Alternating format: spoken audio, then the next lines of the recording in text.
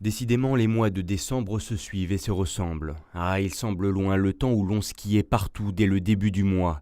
Une évolution qui pose bien des questions, à commencer par les hébergeurs des stations, qui, à quelques jours à peine des fêtes de Noël, peinent toujours à remplir leur carnet de réservation. Ça manque pas pour les travaux parce que c'est plus pratique de faire des travaux quand les routes sont bonnes et qu'il n'y a pas de neige. Mais oui, pour les réservations, les gens, on voit dès qu'il neige, ça appelle, ça réserve. Et là, avec le temps qu'on a, je pense que les gens, ils pensent pas encore à l'hiver. Un problème exacerbé à moyenne altitude.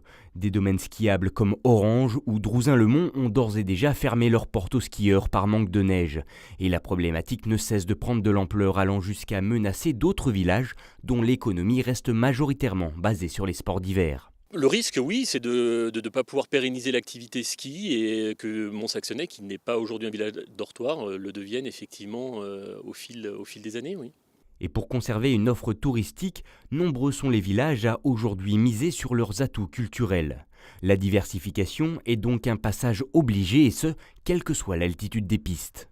Il y a deux types de stations.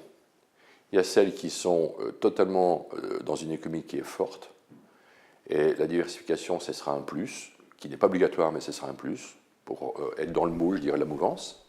Et puis d'autres stations qui sont, elles, dans une obligation de faire. Donc, et cette obligation de faire, c'est le passage obligé, sinon on va en fait demain matin à l'échec. L'épée de Damoclès menaçant les petites stations effraie donc aujourd'hui jusqu'aux plus gros domaines skiables, accélérant une transition de consommation de la montagne, un constat qui peut faire frémir, mais à partir duquel tous les acteurs de l'altitude réfléchissent aujourd'hui pour conserver l'activité qui fait des Alpes françaises l'une des premières destinations touristiques au monde.